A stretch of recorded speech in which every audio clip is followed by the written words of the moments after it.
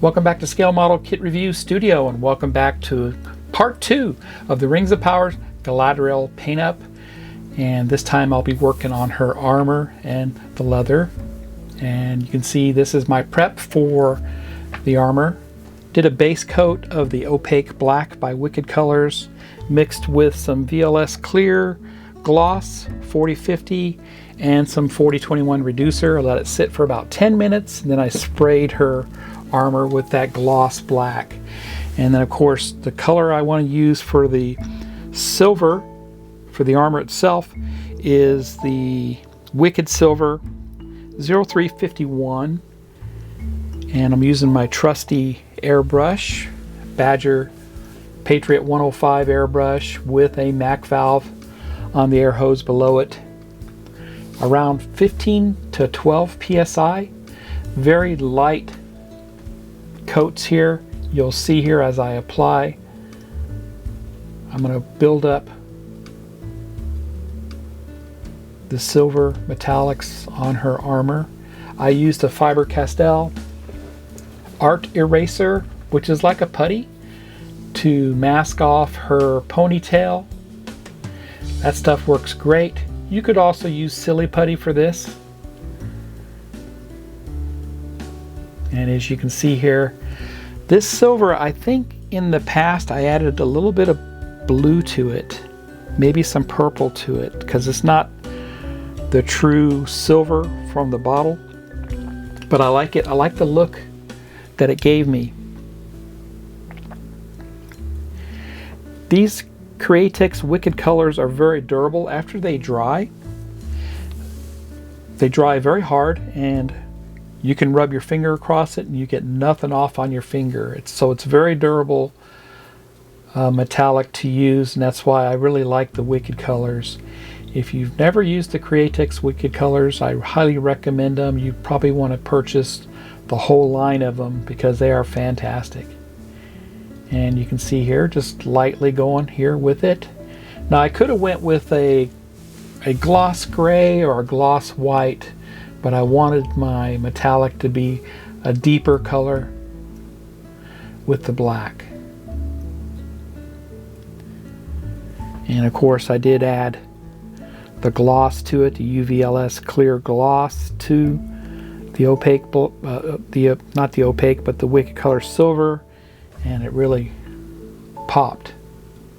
Now her armor in the photos that I saw, or most of the photos, are from after battle, after she had done a battle, and it's very subdued and flat colored armor, but I didn't want that. I wanted the armor to be a shiny metallic, and that's just me.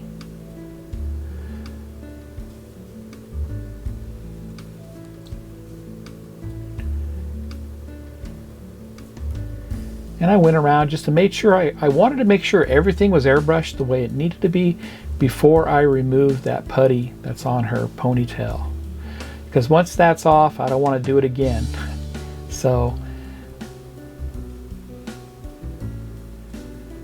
looking it over, looking to see what else I need to airbrush, and making sure I'm getting the edges, her shoulder pads, the chainmail, the buckles, around the neck,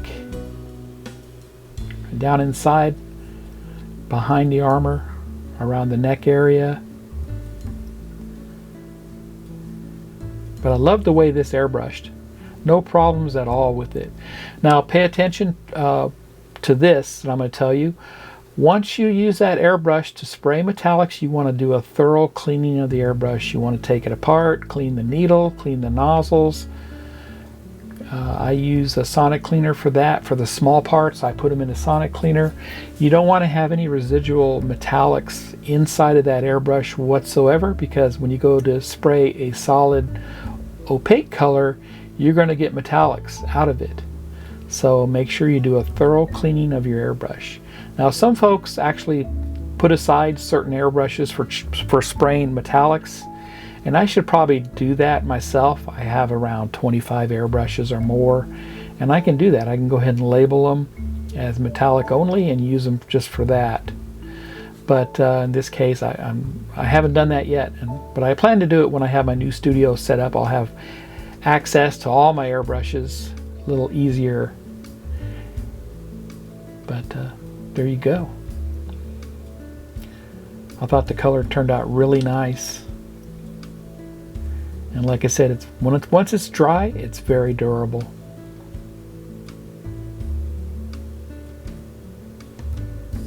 Now remember, I was shooting this video while we were live during our Saturday afternoon paint-ups, The Way of the Dragon on the Styrene Syndicate. And you can see those live videos. If you click on the tab above that says live, you'll see all my live videos. I have almost 40 live videos up there that you can see, but we ended up doing two live Saturday afternoon paint-ups. And like I said, if you missed it, you can go there to see them. So that's why I'm voice-overing this, because I filmed this the same time we did the live. So this shows you the colors I used before I painted the armor. Then I painted the armor black, the gloss black, opaque black.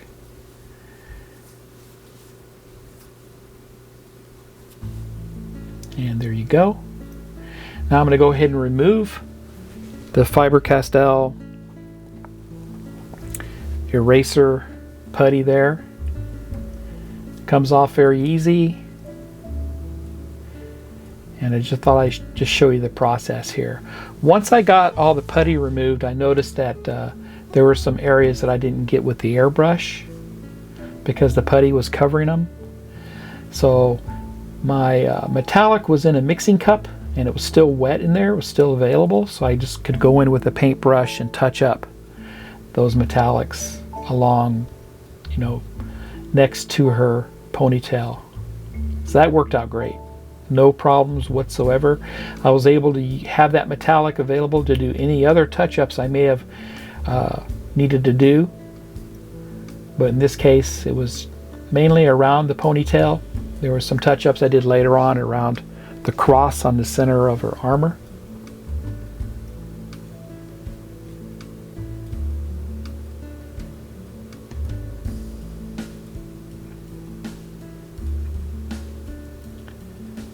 But I was very pleased with that. And of course you can use the putty itself to help remove it in the cracks and crevices, which I'm doing there. And I just take that putty, roll it back up in a ball, and I put it in a Ziploc bag and use it again later on. Like I said, you can use silly putty if you want instead. A lot of people use the silly putty, but I like that eraser putty by Faber-Castell. Go ahead and put her head on just to see how it looks. And remember, I was showing everybody during the live feed what my progress was, how I was doing. So that's what was happening here. Now I'm deciding, okay, I need to paint the collar. The collar is not metallic, but you can see here I painted her hair with Pro Acryl Signature Series set number 5, the Flame On miniature set. I used dark orange brown, the bright yellow ochre, and bright pale yellow. I didn't use very much of the pale yellow. I may have mixed that in with the bright yellow ochre. I didn't want too much yellow. She's very blonde, and I didn't want to use that. Blonde is the hardest to color. Okay, so as far as the cross in the center of her armor, I used the Vallejo acrylic metal color gold. I used that. I used a very fine brush for this.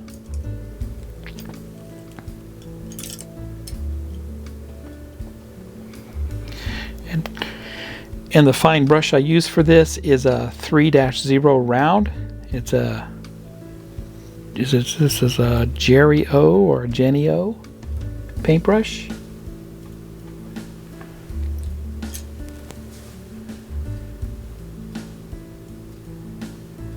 And you'll note that to keep my hands steady, I use my pinky finger up against the figure to keep my hand steady. I think I do a pretty good job being steady considering my age. I'm 63 and it's a little bit of a challenge for me, but my hands are steady. And I'm using a magnifying lens here with the light. And yeah, I did mess up. I got the metallic Vallejo color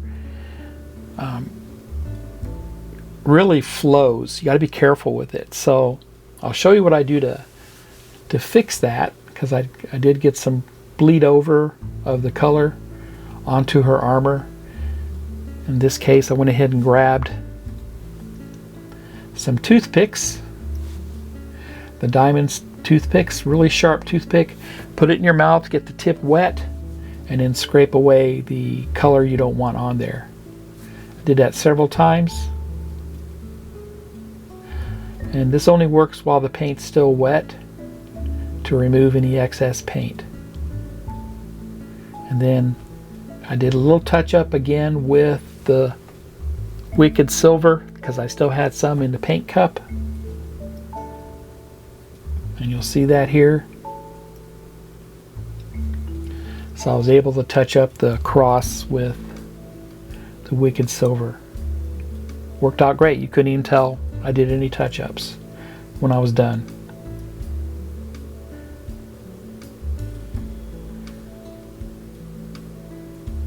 And note my technique, how I keep my pinky on the figure.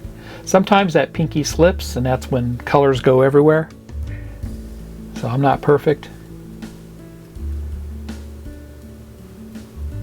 But you definitely need to have the toothpicks in your arsenal for doing any repairs and touch-ups.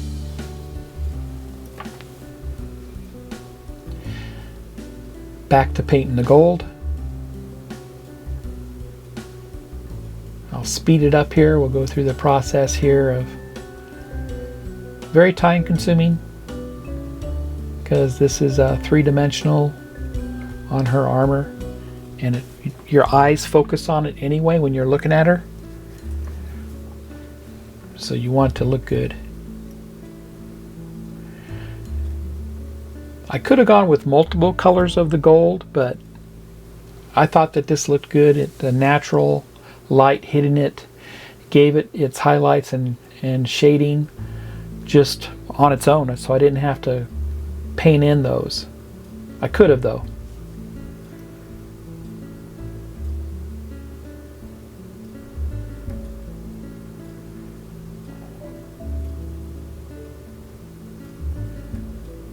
I do want to learn how to paint metallics using the non-metallic colors.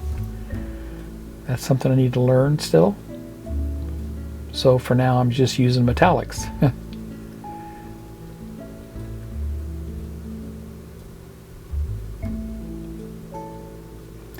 Like I said, if there's anything I did not show you in these two videos, let me know in the comments, and the next paint up I do, I'll concentrate on giving you that. I do want to show you how I paint eyes. I do paint the eyes. Normally I paint the eyes fully. My hands are steady enough where I can paint them. But in this case, for this one, I wanted to try out the Evolution X decals. They are fantastic. I'll put a link in the description below on where you can find those.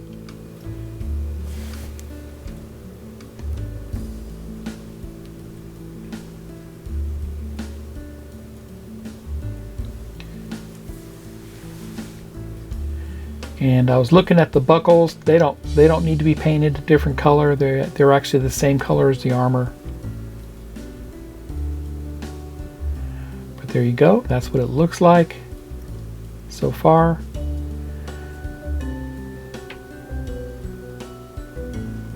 Give you a few photographs here of the process, the base color, the armor. This actually shows the leather.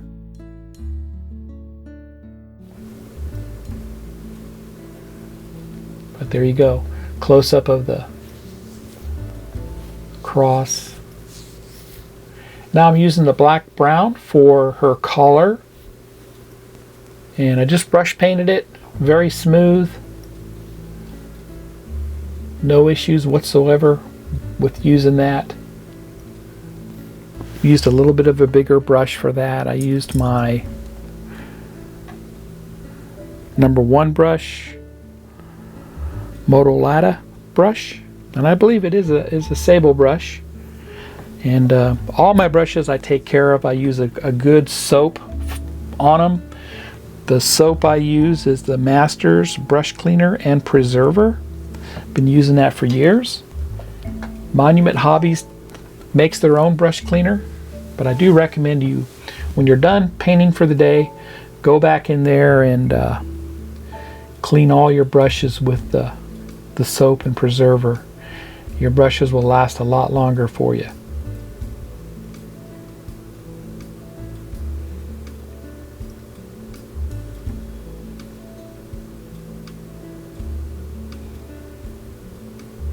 There you go.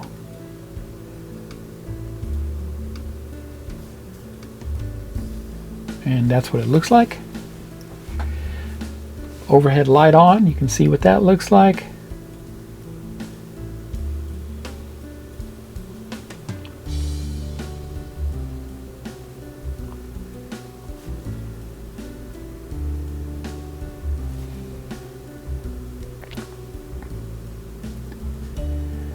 And like I said, I was painting this live on that Saturday afternoon paint up we do, so I'm showing everybody, all the other guys that are painting along, what my progress was. So that's what's going on here. We're talking about that.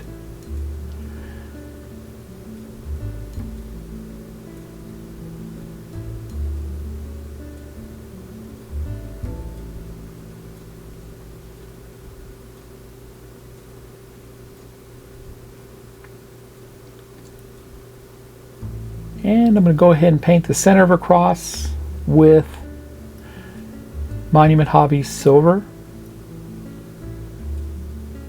I also painted some of the raised area on the armor with the same silver. I brush painted that, so if you look at some of the photographs, you'll see that's very subtle, but I did highlight the armor with some of those raised portions with the silver, so there's definitely a difference there going on, and it looks pretty good, I think. I didn't show that in this video, but I did do it. So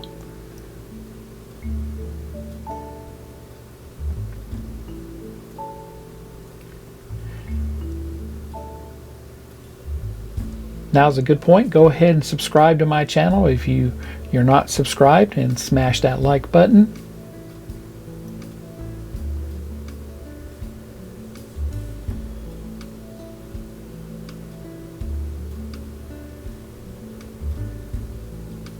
And I'm going to go ahead and paint the leather now. This is what I do to paint the leather. I put the base coat of Stynylrez primer, the red-brown primer, on her leather strap for the sword. So I take you through that process. Sometimes, because I don't want the paint to dry very fast, I'll add some slow dry acrylic retarder. I have the US Art Supply for this. I'll put a dab of that on the palette off the side. I'll dip my brush in it, then I'll go into the paint. It's so dry here in Arizona that sometimes I got to use that. I could use a wet palette, but I wanted to keep everything confined and smaller because my wet palettes are kind of large. But yeah, you can go in there with a wet palette and do all this. Just for me, it just seems a lot easier to do it this way.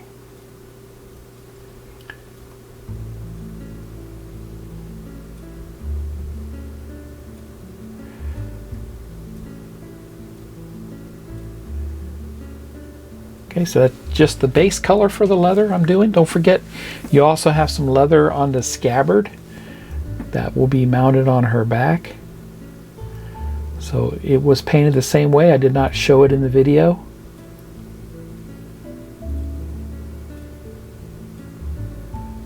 But there you go. And I wanted to leave it just a little bit wet so I could blend the next color. So the next color is also the Stynylrez primer. This time it's the neutral primer I'm using for that.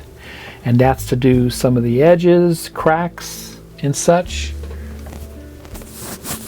Some of the lighter areas of the leather. And you'll see what I do here.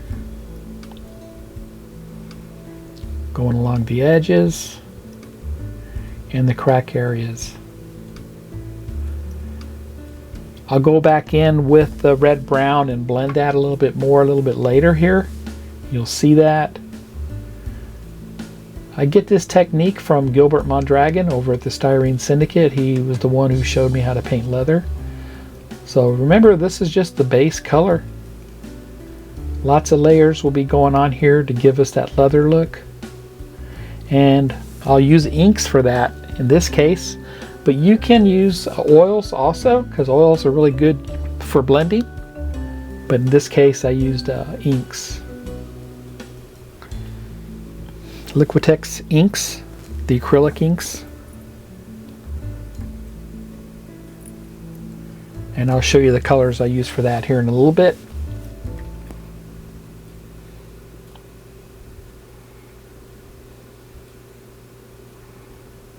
So I'm still applying those highlights. Those will all be underneath the inks.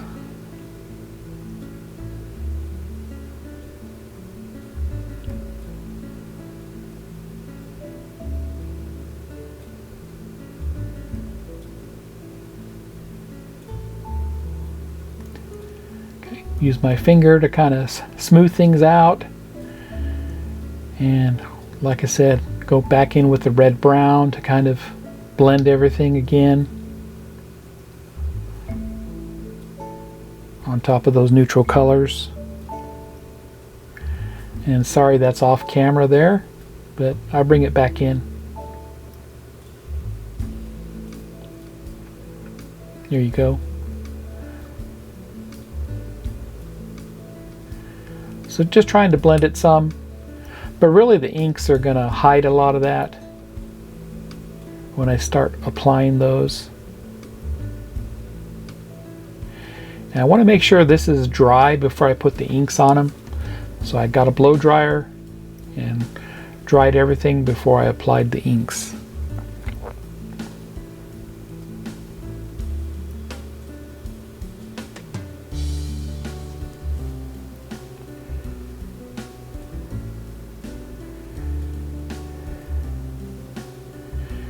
And the first ink I'm using in this case is the Burnt Sienna. And I'm going to mix that with some Glaze Medium by Vallejo. Inks are pretty permanent, so be careful with the inks. Once you put them on the area, they're not coming off. So just be careful with the inks. You don't paint any other areas where you don't want the inks, because it'd be hard to fix that. So I just mix the glaze medium with the ink a little bit, mix it up, and then start applying it to the leather strap from the middle, working my way out all along the sides. You can see how transparent it is, which is good. That's what you want. So this is just my first layer of inks I'm doing right now. And in this case, you want to keep all your inks wet so you can blend. Move your colors around while they're still wet. And like I said, you can do the same thing with oils.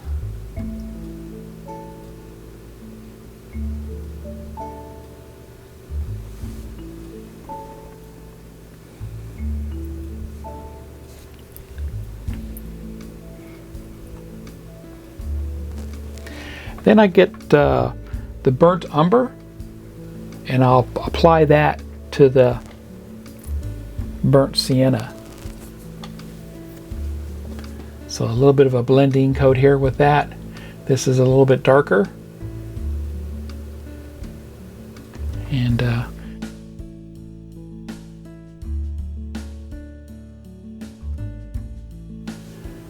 notice that the inks are still wet.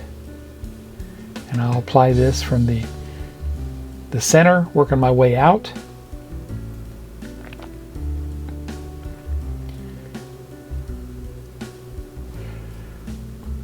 And I'm brushing and stippling. A good technique is actually to do a stipple the whole way.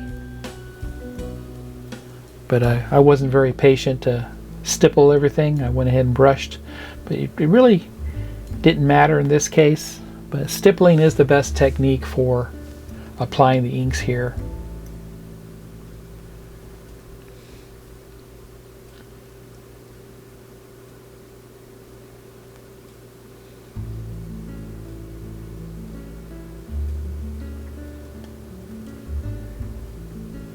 I didn't speed up the video. I wanted to see it in real time, just how I'm doing things for the leather.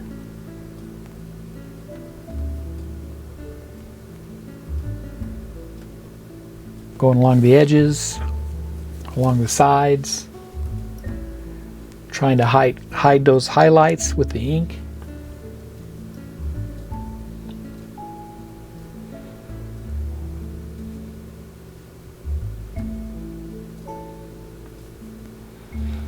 And like I said, I still had to paint the scabbard the same way for the sword.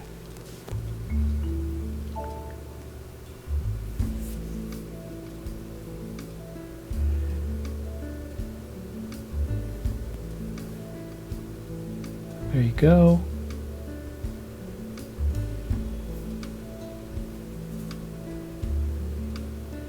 Continuing on here.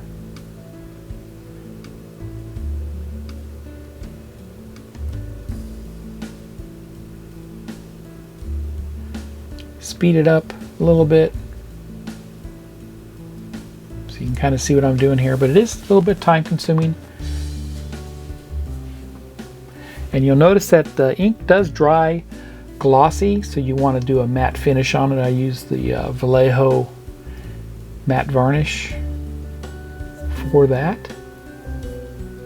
And the last ink I'm using is the raw umber. It's a lot darker.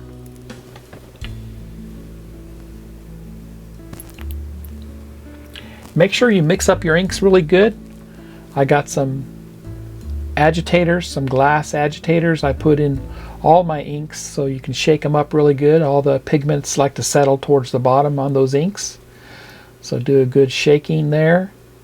And then note I'll apply towards the middle and work my way out because this is very dark. And note I did not add this to the other ink colors, but I will mix in the original colors I was using as I go along. You'll see me dip into both with my brush, stippling here, and it just depends on what my eye sees, right? What I like with the leather. And then once I'm completely done here, I'll take a blow dryer to it, dry it, and then I brush painted the flat varnish over the leather to flatten it out because I didn't want it to be glossy. Leather, I mean, you know, new leather is kind of glossy. So that's pretty much all for this video. Like I said, I didn't show you everything, but if there's something you want to see, let me know. So don't forget to subscribe and smash that like button. I'll be showing you some still shots here at the end, and look for the final video to follow this. So I'll have my final reveal video for her, and I did put a lot of photos in that video, so check it out.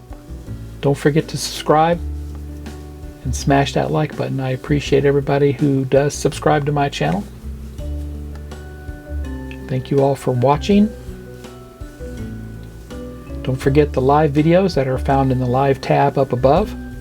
We did 2 of them for this, so check that out. Happy modeling, everybody, and take care.